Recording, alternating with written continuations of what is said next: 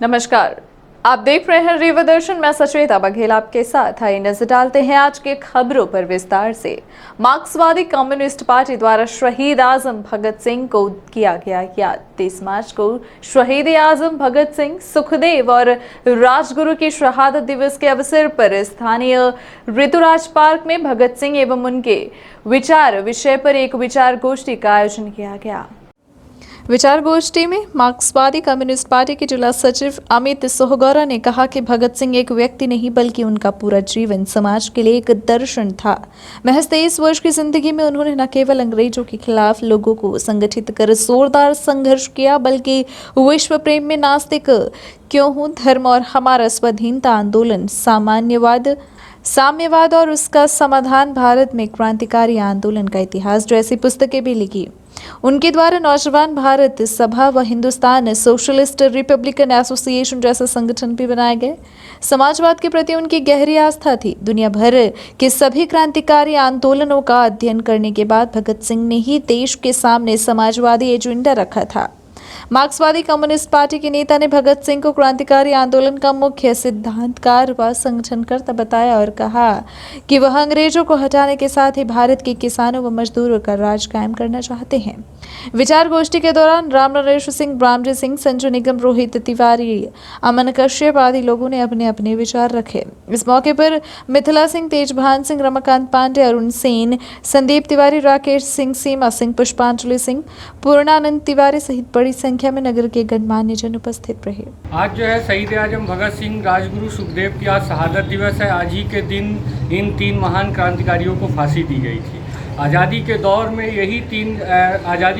में इन 3 क्रांतिकारियों ने बड़े ही उत्साह और जोश के साथ नौजवानों को एक मैसेज दिया कि ये आज़ादी हमारे लिए है, ये आज़ादी आने वाले कल के लिए है और इस आज़ादी का मकसद है सिर्फ अंग्रेज़ों को हटाने का नहीं, बल्कि आज़ादी का मकसद होगा आने वाली पीढ़ी को बेहतर बनाने के लिए। ऊंच नीच और भेदभाव को समाप्त करते हुए, आपस में एकता सामंजस्य बनाते हुए गरीबी भुखमरी को समाप्त किया जाए और बेहतर समाज और बेहतर भारत का निर्माण करने के लिए आज़ादी की लड़ाई। युवा ज़्यादातर अब नशे की गिरफ्त में और बेरोजगार घूम रहा है, इस पर क्या आपका विचार है? देखिए, युवा जिस तरीके से आज की परिस्थिति, आज के दौर में नशे पे घूम रहे हैं और बेरोजगार घूम रहे हैं, उसके सीधे हालात सरकार के ऊपर है। जिस तरीके से हम कहते हैं कि नौजवानों को, छात्रों को बड़े पैमाने पर शिक्षा मुहैया करानी चाहिए, लेकिन सरकार उस पर कोई ध्यान नहीं दे रही। और जो बेरोजगारी का संकट है, तो पूरे देश भर के अंदर, पूरे प्रदेश के अंदर और हम लोगों के यहाँ बड़े पैमाने पर बेरोजगारी का सीधा कारण है कि सरकार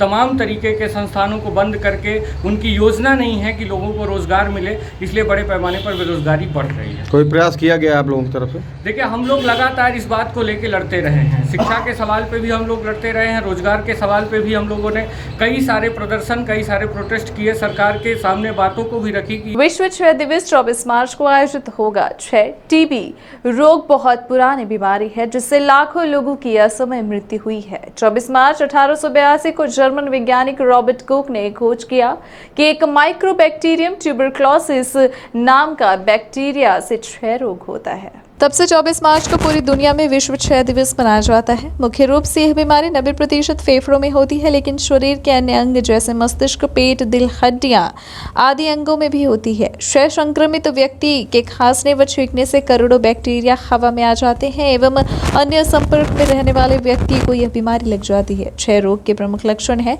2 सप्ताह या अधिक समय से खांसी आना, हल्का बुखार आना, रात में पसीना चलना, भूख न लगना, वजन कम होना एवं खांसी में खून आना। जिला क्षय अधिकारी डॉक्टर अनुराग शर्मा ने बताया कि पूरे विश्व में 4000 व्यक्ति टीबी से रोज मरते हैं। भारत में क्षय रोग से प्रतिदिन 1000 से ज्यादा मौतें होती हैं। क्षय रोग के कारण देश में लाखों बच्चे अनाथ हो जाते हैं एवं इतना ही नहीं, महिलाओं को तिरस्कृत भी कर दिया जाता है। पूरी दुनिया के 27% क्षय रोगी भारत में निवास करते हैं।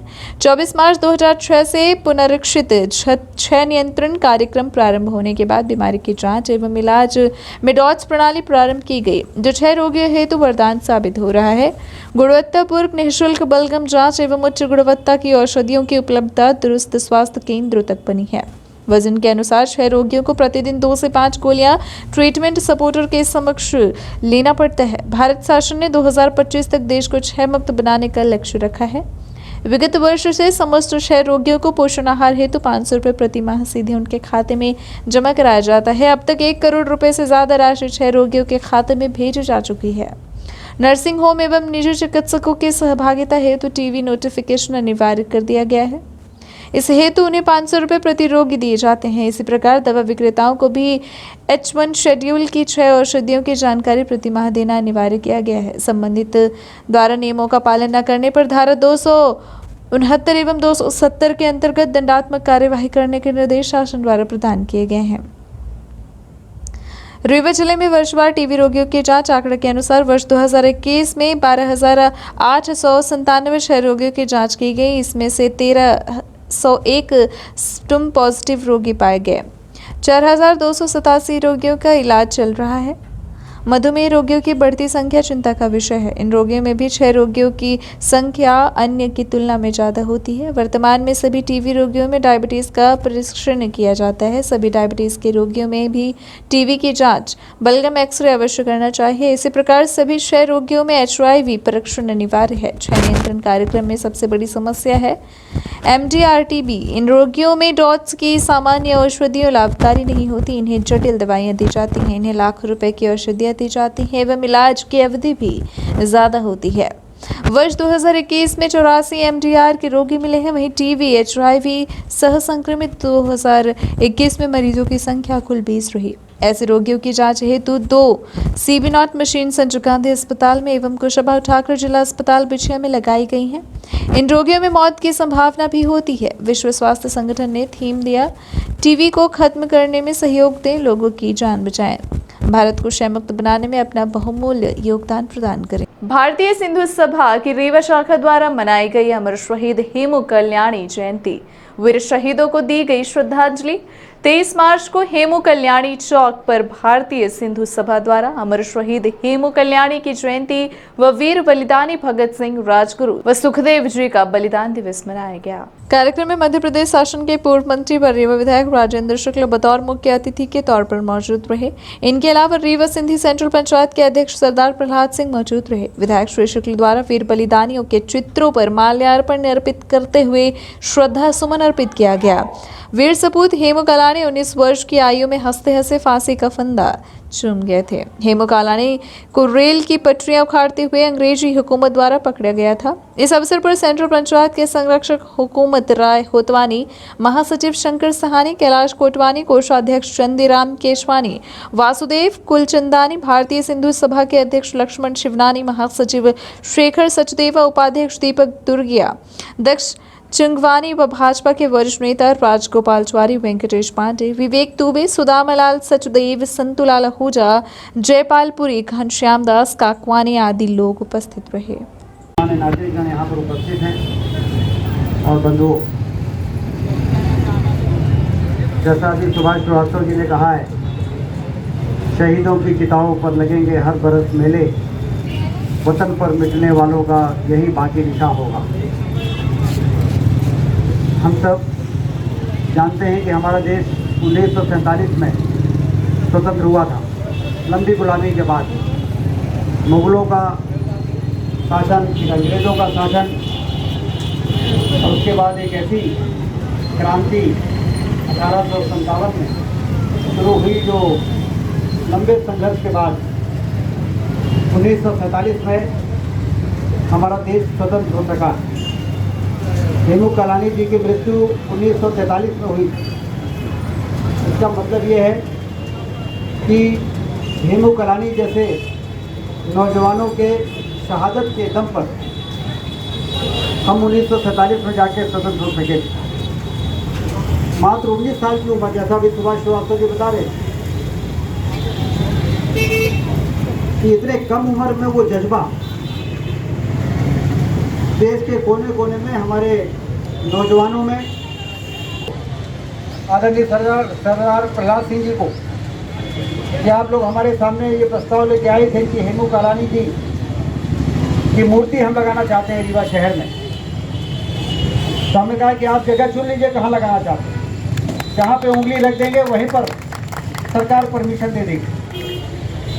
यदि इतना भी हम नहीं कर सके तो उन शहीदों के प्रति हमारी कृतज्ञता जैसा कि मैं आपको जानकारी दूं, शहीद हेमू कालानी का जन्म 23 मार्च 1923 को सक्खर में हुआ था। उनके पिताजी का नाम डॉक्टर गंगाराम था। और जैसा कि गांधी जी ने अंग्रेज़ों भारत छोड़ो का आंदोलन चलाया, उसमें जब ये जवान हुए तो इन लोगों के मन में भी ये था कि हमको देश को आज़ाद कराना है। उन्होंने एक स्वराज क्रांतिकारी संस्था बनाई थी और उसी तारतम्य में एक दिन जब आपस में बैठे हुए थे, किसी ने उनको जानकारी दी कि सक्खर से एक ट्रेन जाएगी बलूचिस्तान के कोयटा। वहाँ पर जो आंदोलनकारी हैं उनके ऊपर वो कार्रवाई करेंगे और यहाँ हथियारों से लैस वो ट्रेन जा रही थी। जब लोग पता पड़ा, लोग जोश आया, बोला इनको हम जाने नहीं देंगे। और उन्होंने रात के समय रेल की पटरी उखाड़ने के हिसाब से 3 नौजवान गए और लेकिन चांदनी रात थी, उसमें जो उस रेल पटरी के आसपास जो सेना के जवान घूम देखिए भैया, मोटरसाइकिल की चाबी गिर गई है यहाँ पे, जिस सज्जन को मिले कृपया कर। को काफ़ी यातनाएं दी और उनसे ये पूछा बाकी 2 जवान कौन थे। उन्होंने कहा हम बताया नहीं, किसी हाल में नहीं बताएंगे। फिर उनको आजीवन कारावास की सज़ा हुई, उसके खिलाफ अपील हुई। तो वहाँ भी ये पूछा गया कि आप उनके नाम बताओ। उनका मैं नाम नहीं बताऊँगा। तब इनको आजीवन कारावास से फांसी की सज़ा जो वहाँ के जनरल थे उन्होंने उनको दिया और 21 जनवरी 1943 को उनको फांसी दी गई। और उस समय जब वो फांसी के फंदे पे झूले, उस समय उनका 7 पाउंड वजन बढ़ गया था। ये ऐसे थे जवान अपने हेमू कालानी। और देश की आज़ादी में पूरे देश में ही आज़ादी का जो आंदोलन चला, उसमें सिंध प्रांत के भी जवान उसमें शामिल थे और उनका भी सहयोग भागीदारी रही है। मुकाती मंदिर में मनाया गया रंग पंचमी महोत्सव। मुकाती मंदिर में बड़े ही हर्ष एवं उल्लास के साथ रंग पंचमी का त्योहार मनाया गया। मंदिर व्यवस्थापक धर्माधिकारी स्वामी दामोदर आचार्य ने बताया कि उत्सव मनाने की सैकड़ों वर्ष पुरानी परंपरा रही है। रंग पंचमी उत्सव में भगवान को इत्र गुलाल लगाकर उत्सव मनाया जाता है। इसके बाद रीवा के प्रमुख कलाकारों द्वारा होली, फगुआ व पारंपरिक गीतों का गायन किया जाता है तथा भगवान को भोग लगाकर सभी को महाप्रसाद दिया जाता है। भगवान की शयन आरती की जाती है। इसके बाद भगवान का पट बंद किया जाता है।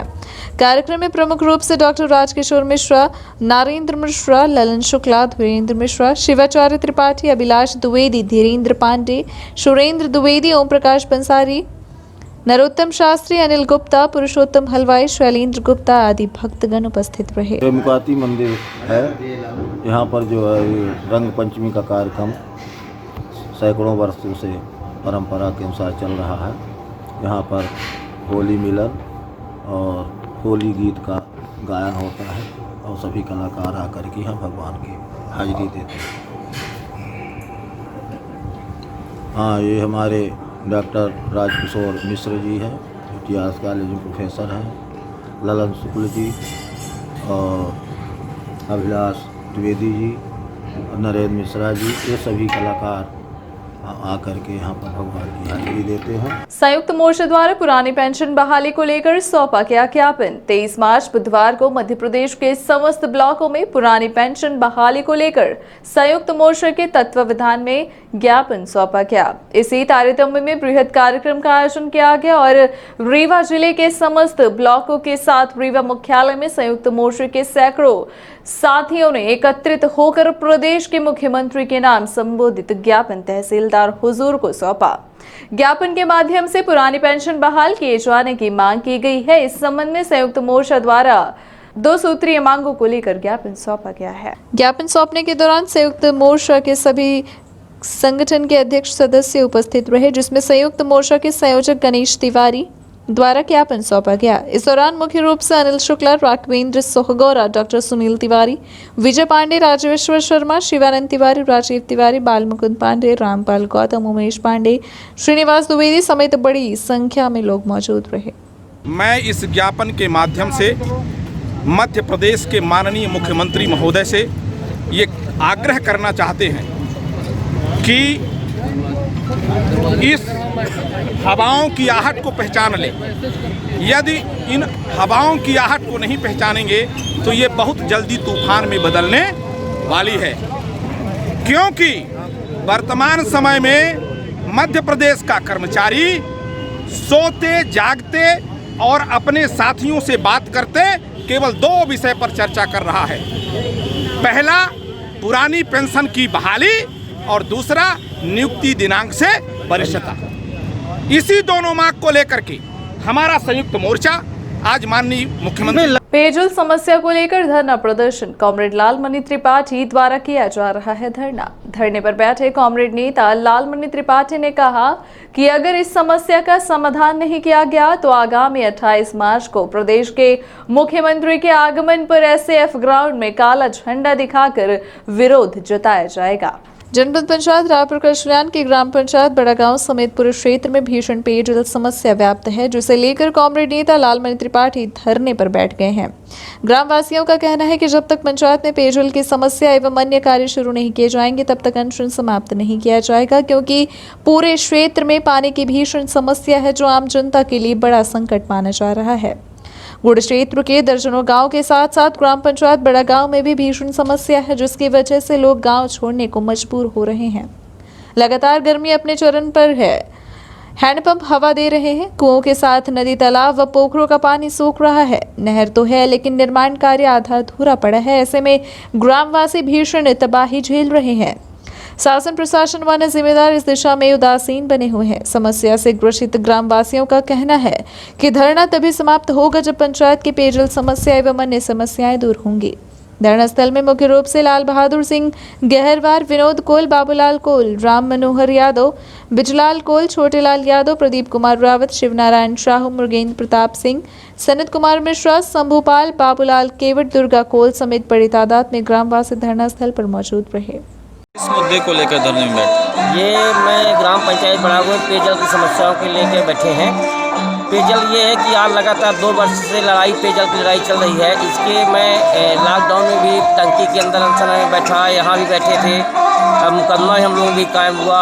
आज तक मतलब पंचायत द्वारा समर्सियल पंप जो है एक रखा है, एक बाहर लापता कर दिया गया और वो जो कि पीएचई विभाग ने पंचायत विभाग को आदेश दिया।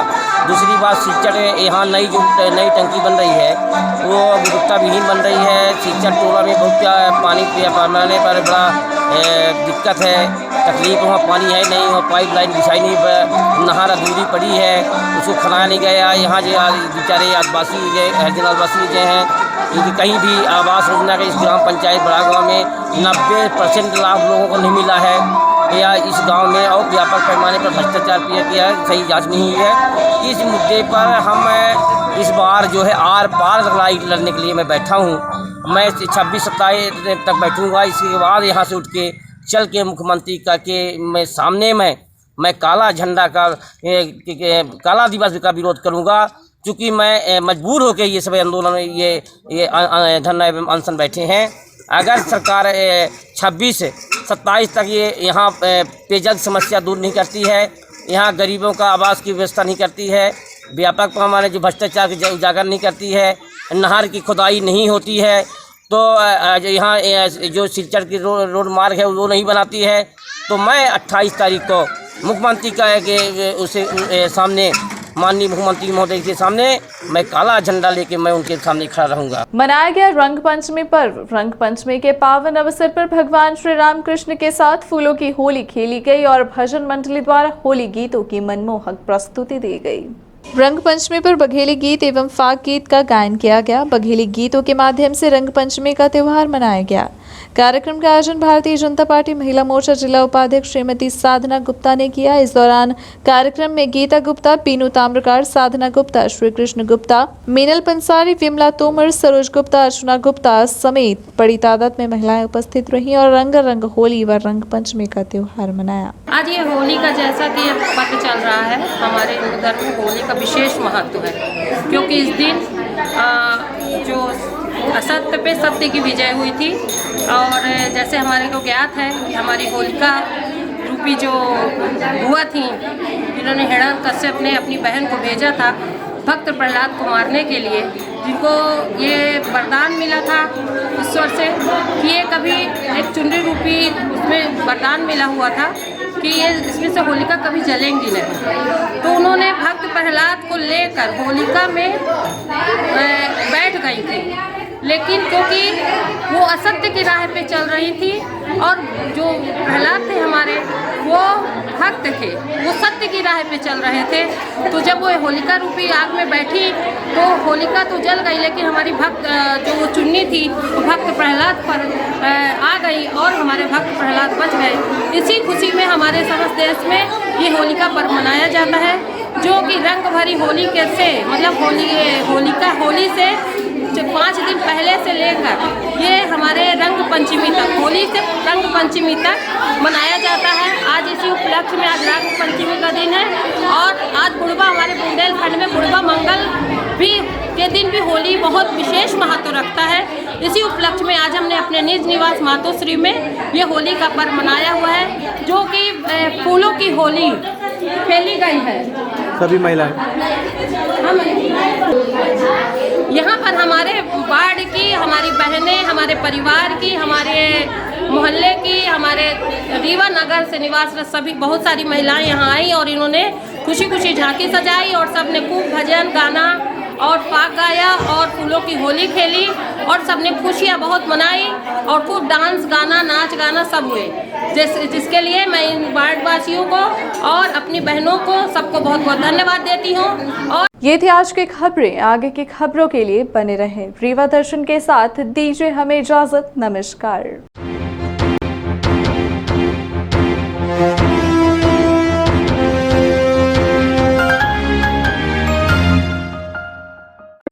महानगरों के बाद अब आपके शहर रीवा में आ गया है हाई स्पीड के साथ न्यू ब्रॉडबैंड रेलटेल, जिसमें आपको मिलेगी अच्छी स्पीड और बेहतर सर्विस। तो न्यू ब्रॉडबैंड कनेक्शन के लिए संपर्क करें VPS केबल नेटवर्क, पता John tower 2nd floor near college चौक रीवा। मोबाइल नंबर है 9000992232 और 9425470430। धन्यवाद। Central Academy Primary School, Deendayal Dham Colony, Padra invites admission for session 2022-23 from nursery to class 7th. Grab the opportunity of free registration from nursery to class 1st and cashback of Rs 2,500 for first 100 students seeking admission in class 2nd to 7th. Brought to you by Little Hands. For further information, contact our office during school hours. The earlier you start working, the earlier you'll get result.